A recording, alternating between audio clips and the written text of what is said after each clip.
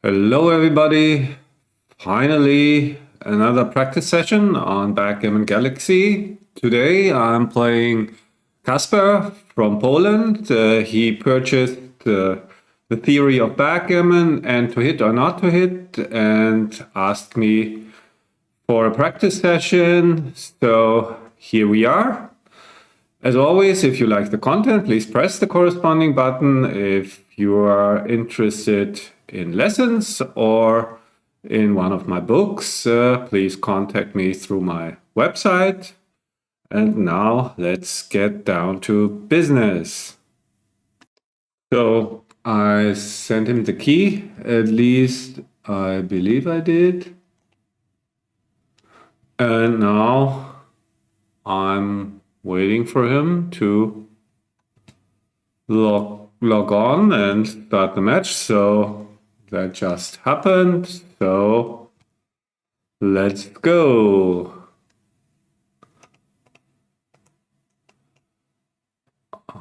Okay. 6-2. Okay, I think I just make my bar point. So as usual, if it's going to be a short match, then we'll play another one. So here, that's a decision. Do I want to make my 4 anchor? Cannot hit anything. Do I want to strengthen my board maybe? Really not sure. Maybe put some pressure. Don't know. Maybe that wasn't a great idea after double fives. And dance 2 checkers on the roof. I think I got to pass this. So let's better not waste time. So yeah, the double threes. Really not sure. Maybe I just make the anchor and play with the blot. I mean, hindsight bias, you know.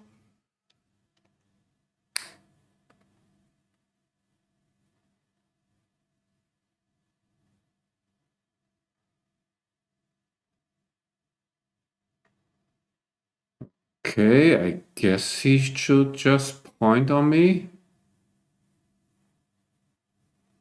No, that's not the right idea. I think stripping the midpoint, he's leaving plenty of numbers to hit him. I like just making the point there.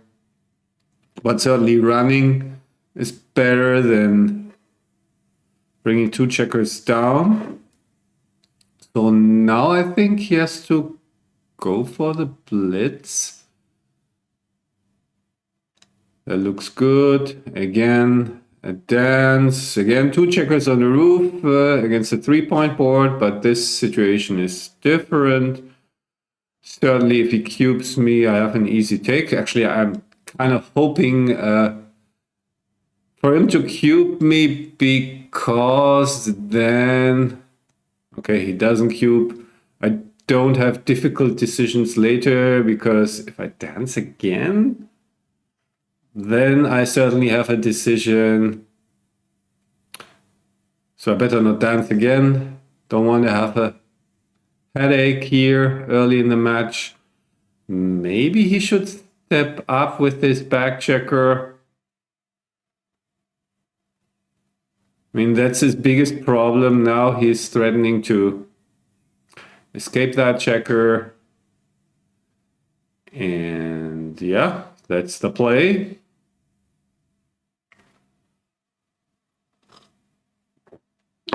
I think just jump out. What else?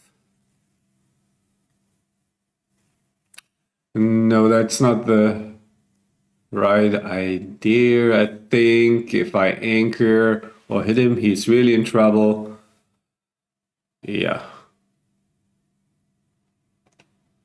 Okay, now he is in big trouble anyway. 1, 2. Of course, I will hit the other checker, 3-4. What else? I mean, that looks just so good. How bad can it be? So now, can I play on for the gammon maybe? What can happen for him to get back into the game? Even if he anchors on the 21, he's doesn't have a great game. I will just roll and see what happens. Now, but okay, I just don't want to let him get back into the game. So this is the play if you want to go for gammons. He can roll a 3-6. Yes. I mean, would have been my play had I already cubed, but here, so this is basically locking up the win. Maybe I should do this.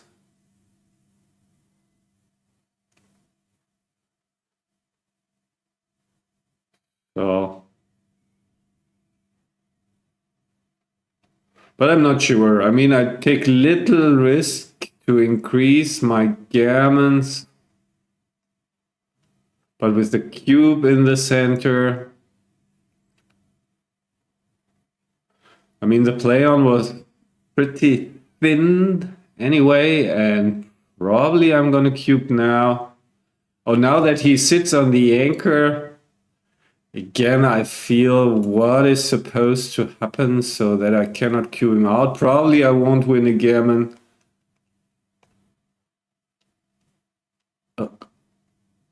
Okay, he should have hit me. I think he just played it too fast. So this, I was prepared to cube after him hitting me, but now that he doesn't, so this was clearly an oversight. So now I continue playing on. Downside of playing on all the time. I mean, if these were all correct cubes, then I'm in trouble with my PR, of course. But yeah, so be it. Certainly, recently I have tried to squeeze out more equity out of some position types. By squeezing out equity, I mean that I had the tendency in the past to cube too quickly after I lost my market, so mainly cubed automatically. And now I force myself more to just become a bit more greedy. In this position, certainly, I don't win many gammons, of course, but on the other hand, there's basically no chance for him to get back into the game. So here I can just slot because of his blot and his board, destroyed board. It's really not that I win a gammon too often here. Oops. 1, 2, 3. What did I do? What happened? 1, 2, 3, 4. I don't know what happened here. Haven't played on Galaxy in a while.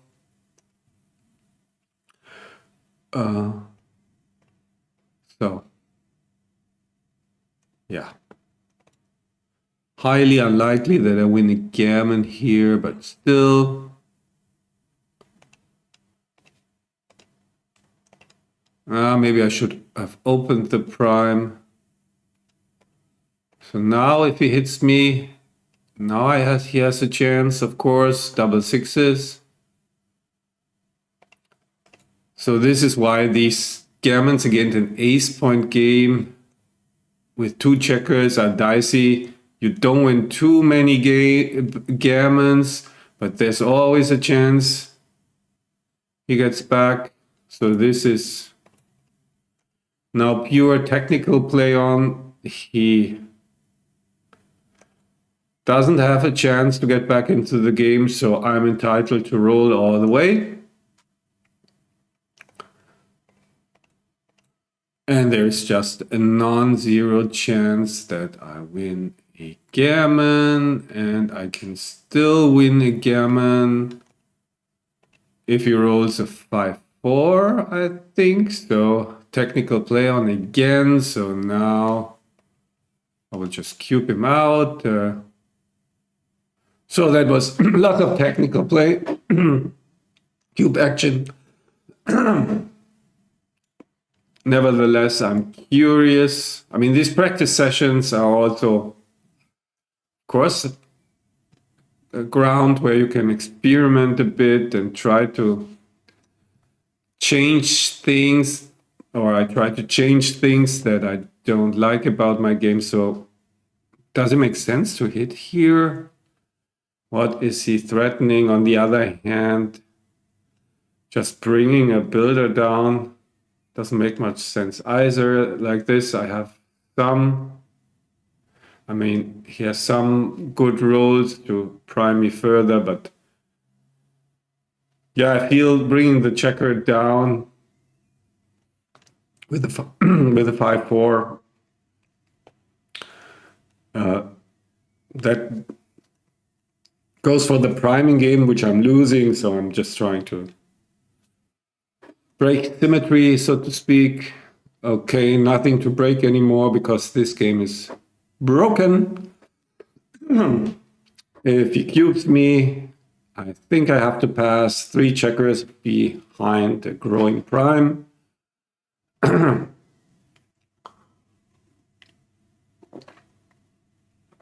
So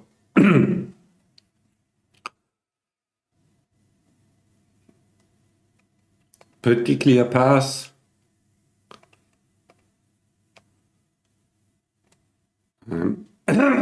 Sorry, I have the feeling that I'm losing my voice a little bit. That's bad, of course, when you do a recording.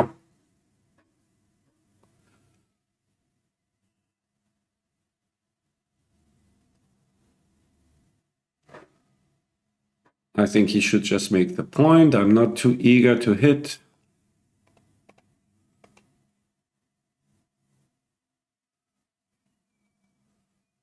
Yeah, maybe, or potentially. So with 4 checkers back, still not thinking about a cube now.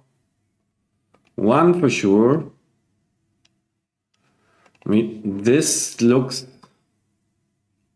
I don't like it too much because I don't have the material really to back up the blitz if he just enters.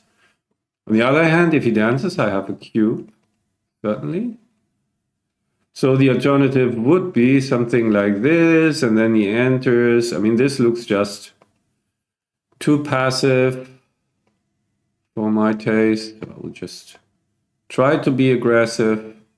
If he anchors, deal with it. I mean, you can see there are also some bad entering numbers. Yeah. He has to hit me. Oh, sorry, I didn't see it. Of course, I don't know what he's thinking. He has to hit me, no ace. Yeah.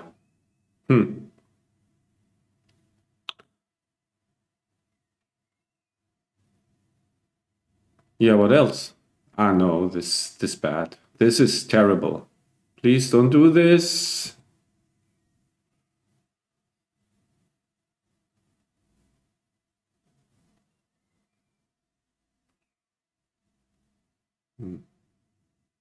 I mean, he's ahead in the race. I have 5 checkers back, so he's not really afraid of the blitz. Yes, great. And yeah. Another rule of thumb, maybe. I mean, hitting is clearly the natural play, in quotes. So when in doubt, make the natural play. So certainly want to make my 8 point. And I want to keep outfield control here, something like this. Looks good.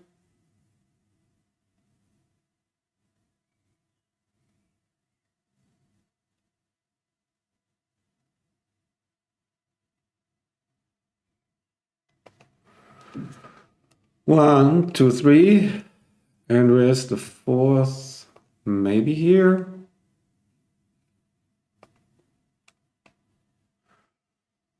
So that's actually a good number for him because he can step up.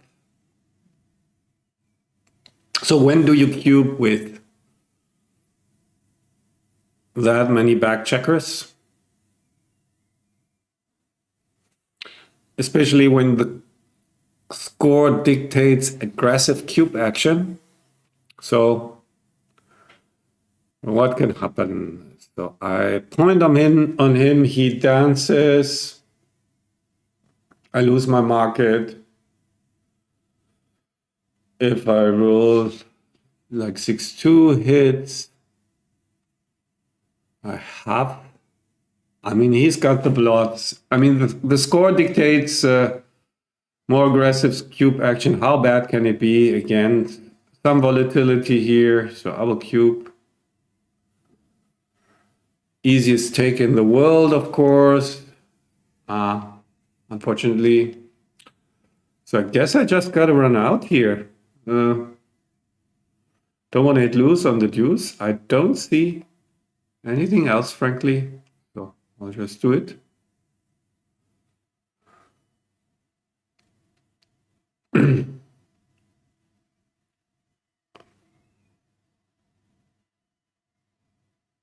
Okay, so now big swing coming up. Okay, he got the 4.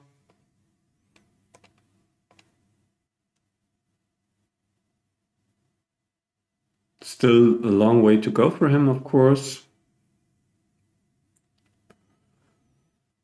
A deuce would be nice.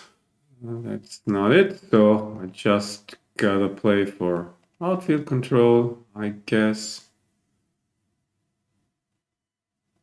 So game didn't develop the way I would have liked, of course. So do I just step up? Question is, do I really need that goalkeeper?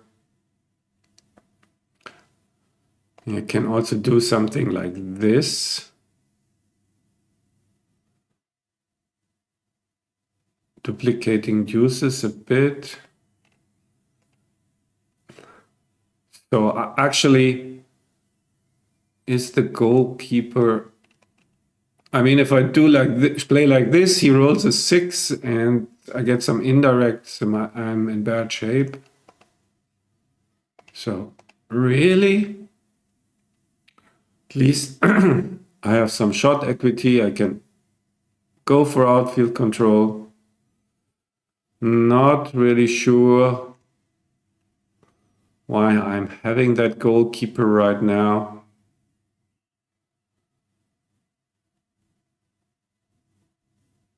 Usually you need the goalkeeper when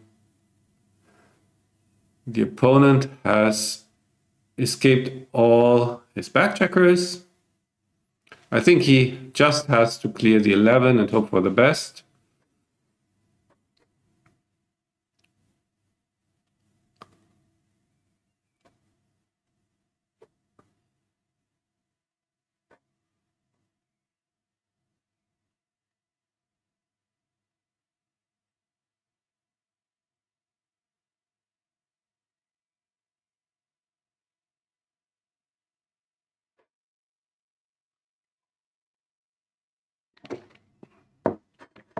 Yep. This looks better, in my opinion, because what he's going... Yeah, maybe not.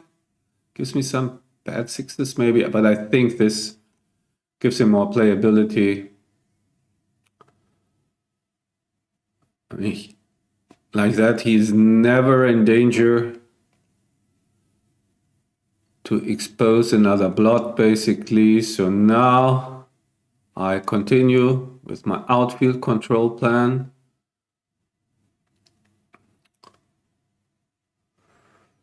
Okay, so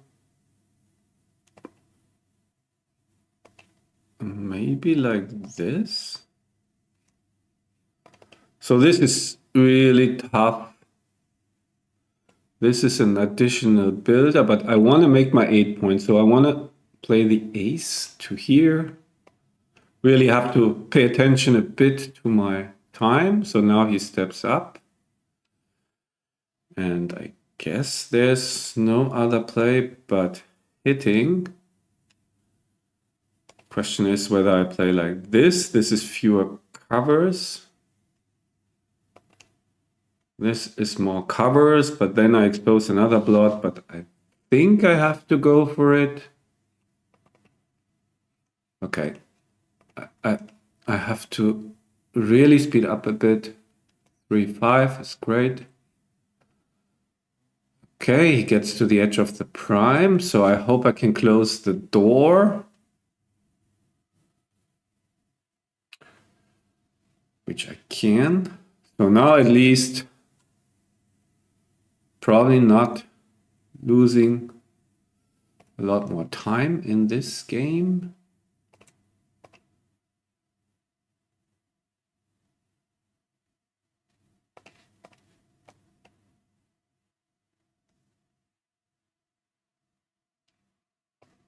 Okay.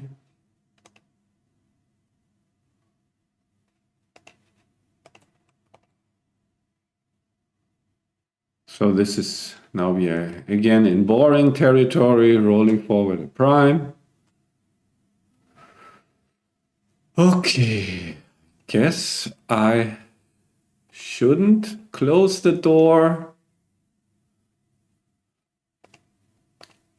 Maybe even hit loose with, I could have hit, why did I make the point actually? Probably that was a mistake already. So yeah, the problem in these games, if it's just, I mean, if it's an important tournament match, you think all this, or I think all this through really. When it's just practice, these games are just that boring. Maybe I should have taken one off.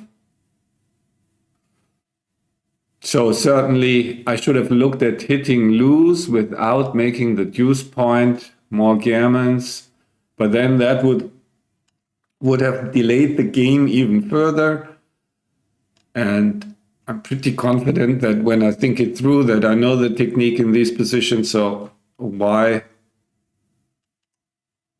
make an endless game out of it?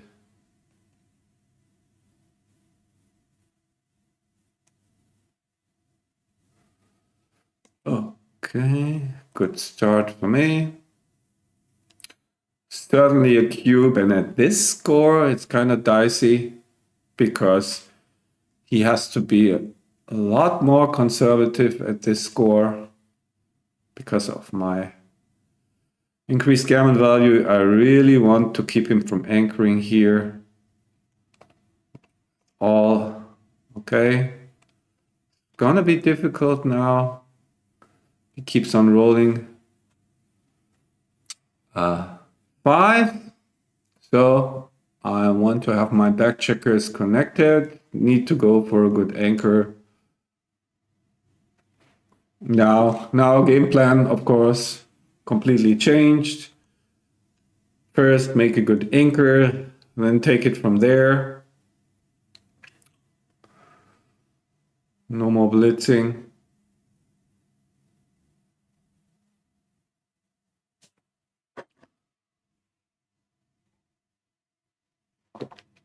Not 100% about his take at this score.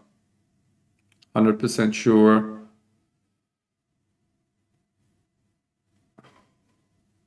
This looks really strange. I think he's not ending up playing this.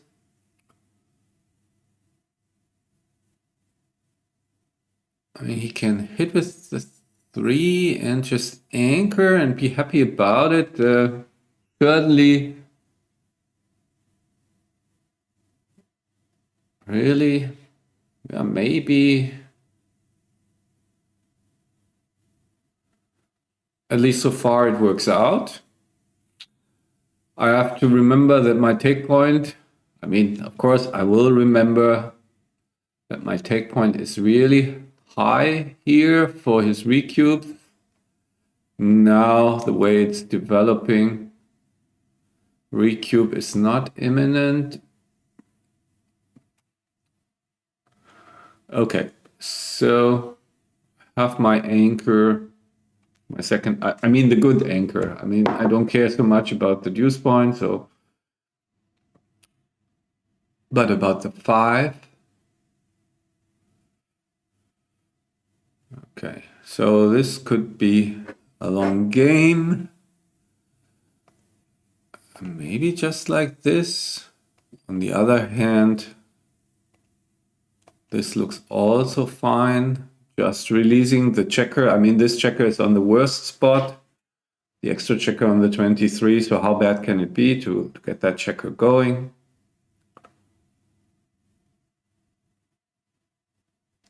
Okay, now it's in a much better position on the 20.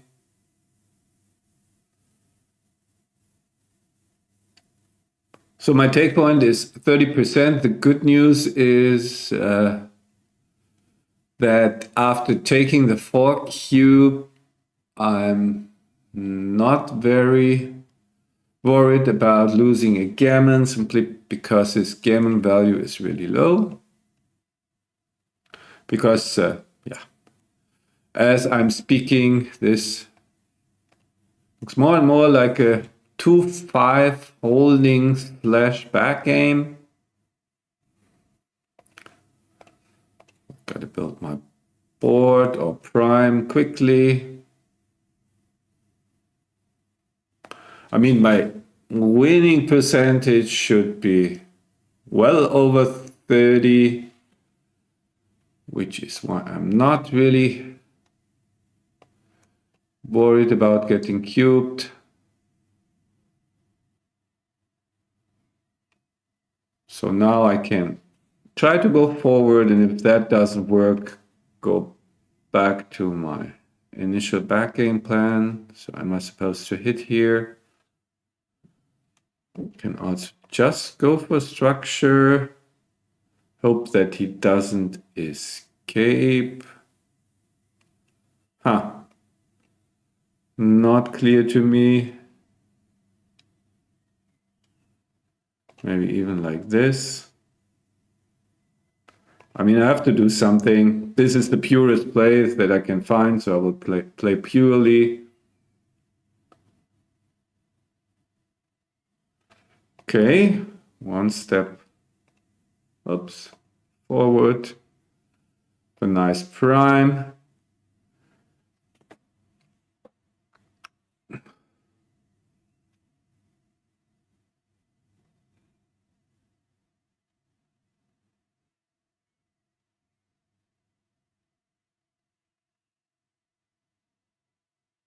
So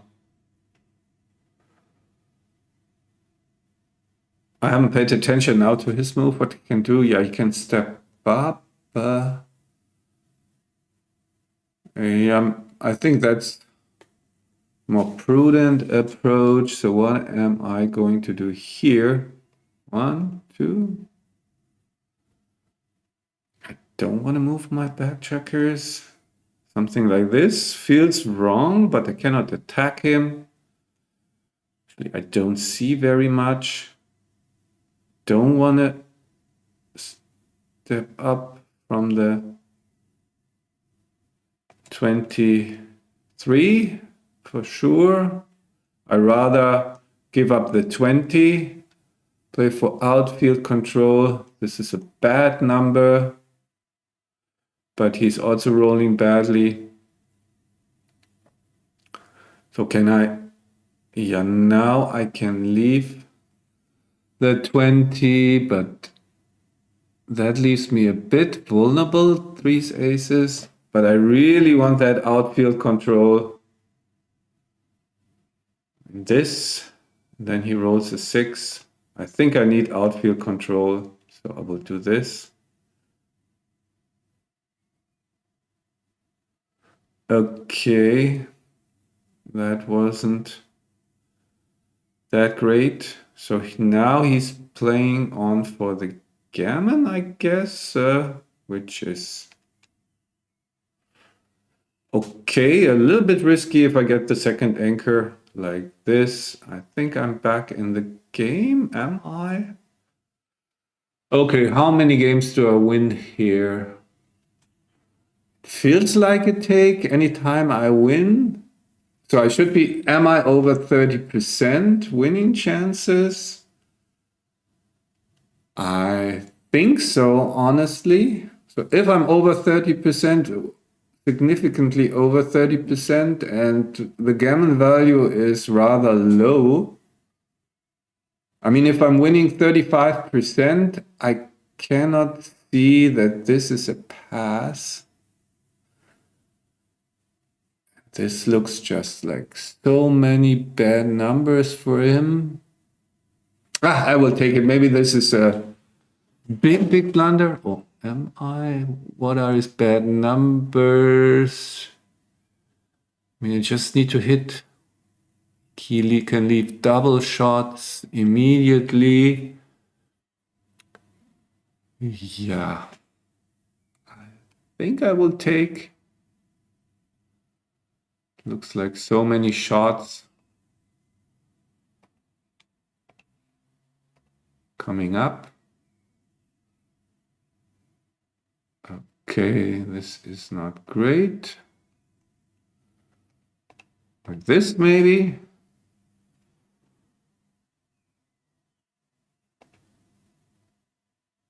Okay.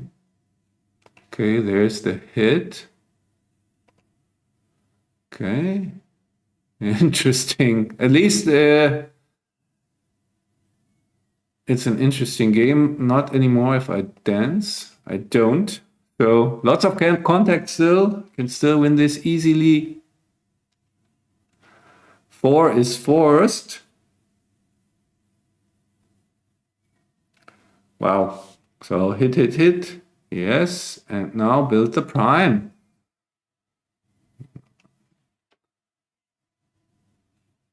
So what am I gonna do? Maybe this. Okay, hits me. That's not terrible because that checker on blood on the ace is rather a liability. I just need to enter. Okay, the ace is good for him, makes my decisions more difficult, of course. So outfield control. I can hit him loose. On the other hand, I also can let him come out. Oh, this is so tough. Hitting him loose. Huh. And usually you go for outfield control. He steps out. I'm not so sure. Something like this. Then you hit him and try to build your prime. But again, this is... Okay, this is... I think this is better. More covers. He doesn't rule 2-6. Yeah, I think no matter how this ends, very complicated match. With this containment, back game, take pass decision. So maybe we have lots to analyze here. If I win this game, of course. I mean, I'm really talking like it's as if it's won, and then I get punished by rolling double deuces. Cannot hit or anything. 6-3 is good. 6 and 3, maybe. 5-3 is bad, so I need to keep the prime, I guess. So then the 5 is here, 3 is here. Is that okay? I hope so. Okay. Ha. Okay. Does it help me to stay back? 2-1, 3-1. I mean, I have to do something. Now there are more games to be played. So because I'm not losing a gammon. So I I invested all my time in winning this game and now losing it. And we have Crawford and post Crawford. So now it's really about speeding things up.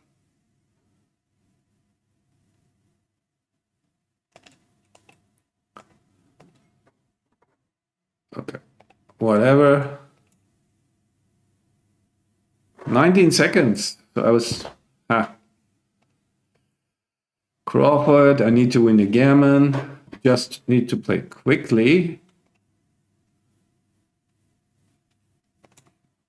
Okay. Don't want to lose on time. That would be embarrassing.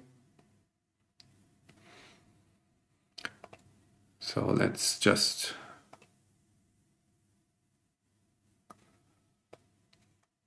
play quickly.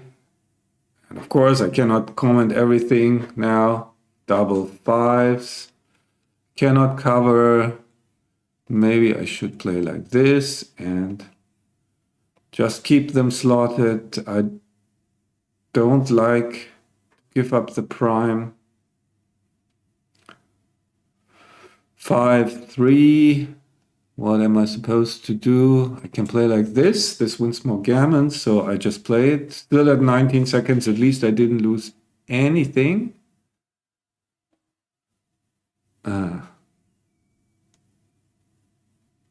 1-4. Not even so sure about the hit, but since gammons count for me, how bad can it be? Certainly not the time to ponder it for a while. 3-6, just out.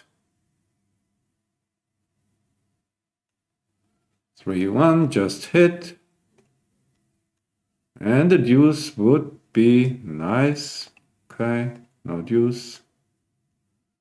That's bad for him. There's the deuce. Not looking too bad now. He has to hit me. I can hit him back, and now the gammon is on again. Double aces, not the best. What am I supposed to do? Something like this. No, he has two checkers on the roof. So, oops. I don't know. I just panicked. Have to move something. So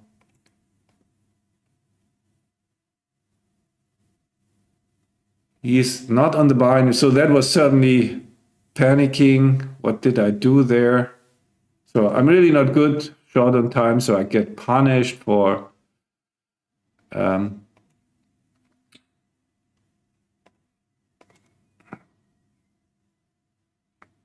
okay, but doesn't matter. Need to get out. Nope. At least I get in. So what did I do there? He wasn't on the bar. I didn't see that. So that was certainly PR killer.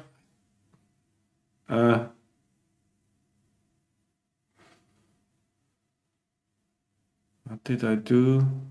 Misclick.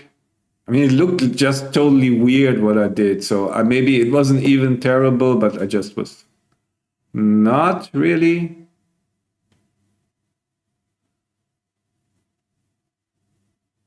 seeing anything. So now he's gonna hit me. Should hit me, I think. Close it out, and then I at least can relax. Yeah. I mean, I would have liked to win this, but what did I screw up in this? I was just like, I was seeing the warning. Problem with these warnings is also like, since I'm turned sounds off, my nightmare would be just not to hear the warning and focus on the move and then lose on time, especially since I'm quick to criticize people who get into time trouble. So now happened to me. Okay. Another turn of events here. Maybe. Nope. Too bad. need 2 doublets or something. Not something. I need 2 doublets probably. There's 1. And... oh, too bad. Okay. I mean, that was really weird, the last game. But both sides played well. And so I will get back to you with the analysis. Okay, let's get to the XG analysis. As you can see, was a good match, well played by him, and I'm also happy with my PR, especially with the time trouble panic and this double aces, where all of a sudden I didn't know how many aces I had left to play, but whatever. We will get to this and also for the rather complicated games we had. Certainly well played by both. And yeah, here a little opening detail. XG actually likes to slot the 5. Not that it's a big difference. Only when I saw the standard play, I felt there was something that it was slightly wrong, but doesn't matter. Of course. So okay, here. Yeah, I told you the rationale for not making the 4 point. It's just like the cube was in the center, and I felt I'd give him some jokers, but probably if he rolls a 3-6, I can cube him still from the bar. It's only the 3-6, maybe double deuces. I don't know. As a general guideline, when you haven't cubed and played for the gammon, then you don't want to increase volatility usually and give him chances to get back into the game. But here seems I even win more games. Of course, I win more gammons, but also win more games. So sizable mistake. By the way, cube action, you can see what I was talking about. Just cubing these after you roll a joker can be really costly. Almost a blunder not to play on here.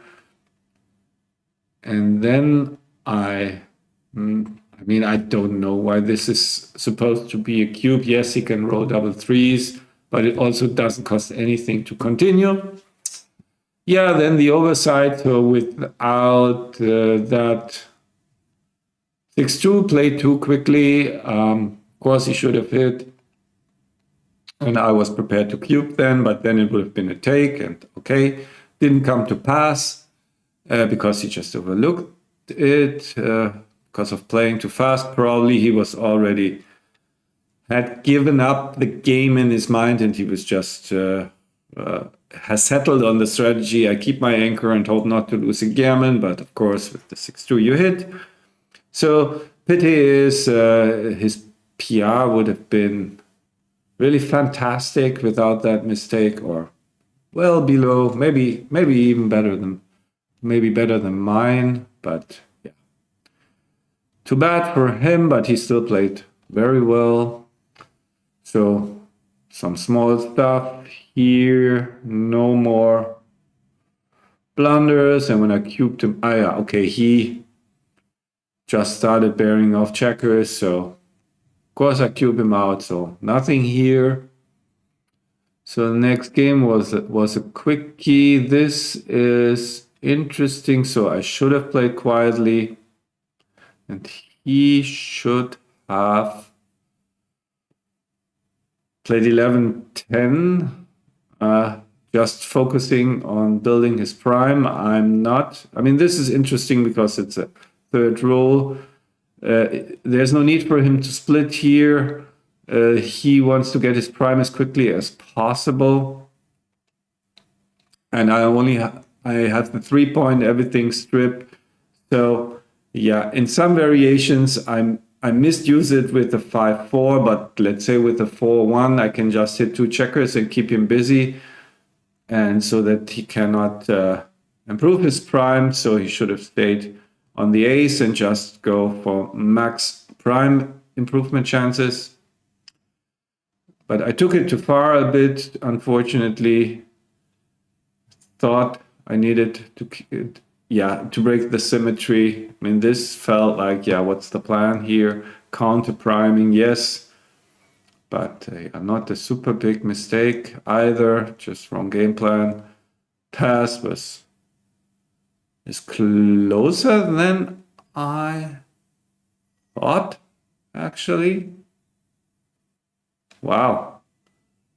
Think that might even be a take at the normal score. It's very close. At the normal score, it should be borderline, I think. So this is then also, again, the way I'm doing it.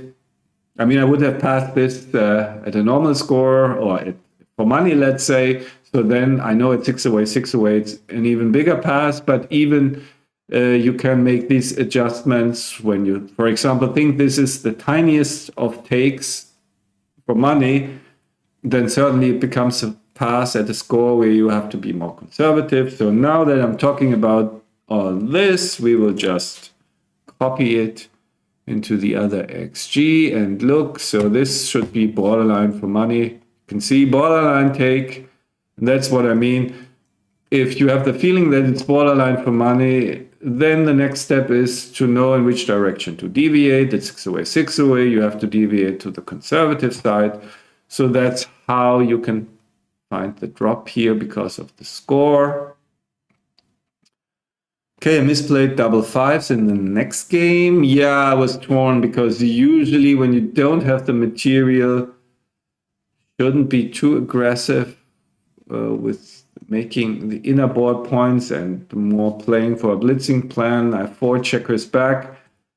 And yeah, so you should play more structurally. It just felt like that was a bit too passive. But I can see it now. This is structurally just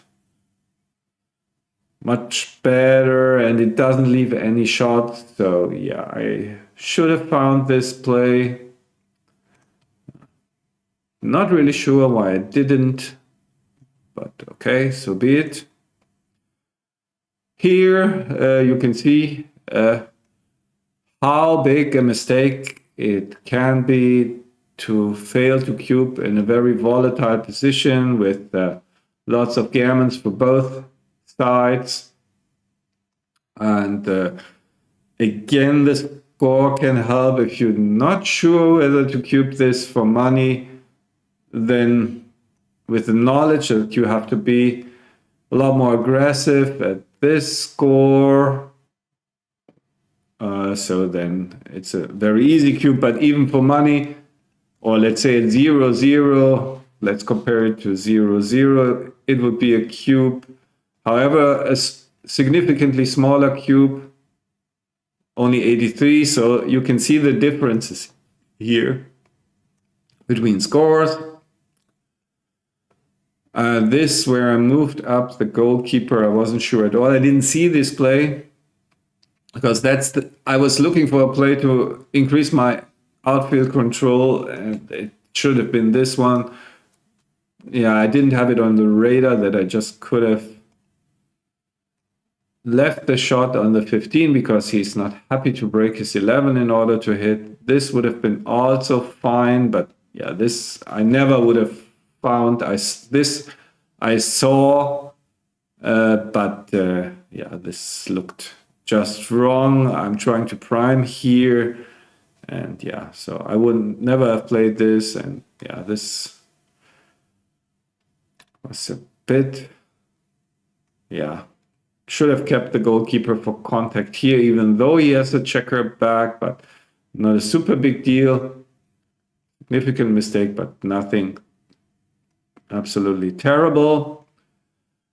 Here, yeah, I like this play actually, but it seems like he should have put more pressure on me. And yeah, the thing is, the 6s are blocked here from the 11, but he won't clear doesn't want to. I mean, he has 6s to run out. So if he rolls small numbers, he builds his board. If he rolls a 6, he can run out. So had the 6s been blocked, probably this would have been more dicey to leave these checkers on the 11. But yeah, this makes it a lot easier to just spread out my checkers in the outfield and make it really hard for that lone checker to get home. Okay, and then I make him, so I go for the outfield control. All this was actually fine, playing purely. And then, okay, I have the 6 prime, so okay, that's a big mistake. I just saw the blot, and if he hits me, and maybe I can hit another checker and all that stuff. Thought I could increase my gammon somewhat. I can. But yeah, but very little extra gammons, but some extra losses here. Yeah, I kind of realized that sometimes with a really stupid sequence, like like if I play like this, he hits me back and I enter with a 5-2, all of a sudden I have to break my nice prime. But I just thought, okay, I can win more extra gammons than it shows here. So yeah, that's kind of a really big mistake in a position that it's basically gin for practical purposes. So I just should have released one checker. So take care of winning first. I mean, he still has 6%. And then try to make something happen when there are very few gammons anyway. Probably that's a good rule of thumb that I didn't follow. Again, same thing here. Now he only has a 1 prime. So I really don't understand why this. Okay, he can hit me. I can roll a 5-1. And there goes the prime. Or I can roll double aces if it doesn't hit me. And gammons are super low anyway. So here also, I should have paid attention to it. He could have rolled a 5-4, leave a shot. And since I'm hitting him, there is no number actually where he leaves a shot. So that was really bad. Not paying attention when having a 6 prime. I hope that doesn't happen in a tournament format where you are more focused and you really care about winning and all that stuff. So that was completely avoidable. Shouldn't have hit there. Okay. Too bad. Yeah, game 5. Interesting cube action. And I mentioned it. I think he should have thought about it a bit, because here we have a score. When it's gammonish, you really have to deviate so much towards the conservative side. So you can see it's 145 pass, big blunder, and I bet for money it's still a fairly, not an easy take, but it should be a clear take for money, but maybe I'm wrong. But just again to show you how much it would have been a blunder to pass. So you can see the adjustment that you have to make at this score. So when you think for money, it's not the clearest take in the world in a gammonish position. Maybe you better pass at this score. Okay, so lots of interesting score decisions, and there is another one to come. So this cube, I think I wouldn't have found simply because this recube, probably I would have passed. Would I have passed? Okay, he didn't cube me. I cannot say, but it feels like, okay, if he wins a gammon on a 2 cube, he's in very good shape on a 4. But yeah, first of all, it looks like too good in some way. He closes the point, but then I can enter. Yeah, I'm really, this is a difficult position with a difficult score. I mean, it's clear that I win tons of games with my 5 prime. I just need to hit something. So maybe I would have found the take actually. But then usually when you are cubing, you should be aware of manipulating the values of gammon into your favor.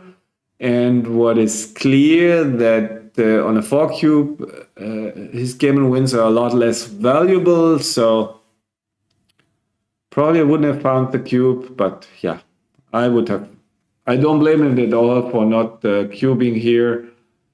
It's really difficult to decide. My take point is high. Maybe the practical reason would be that it's probably not too good because I win so many games and I have this anchor and I'm in the game forever. So if it's probably not too good, you force your opponent to make a difficult decision and you can easily provoke a mistake. Maybe that could be a guideline. But yeah, a tough decision, and certainly would have been a very tough decision for me had he cubed.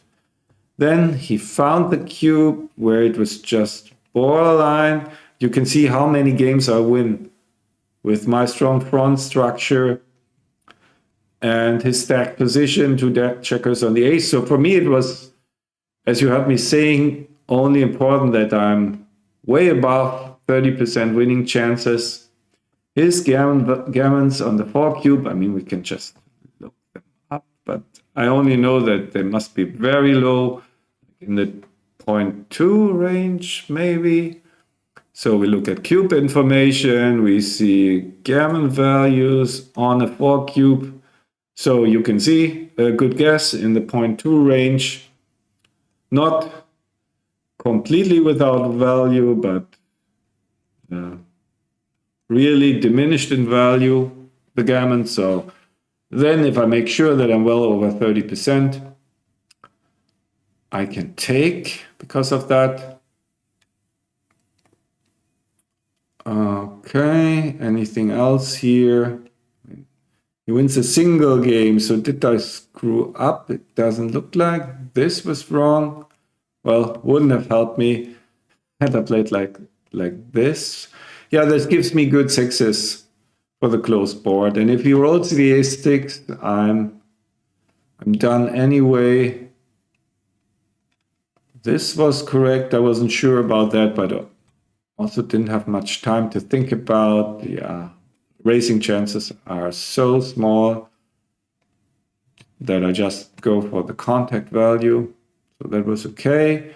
Now let's get to my...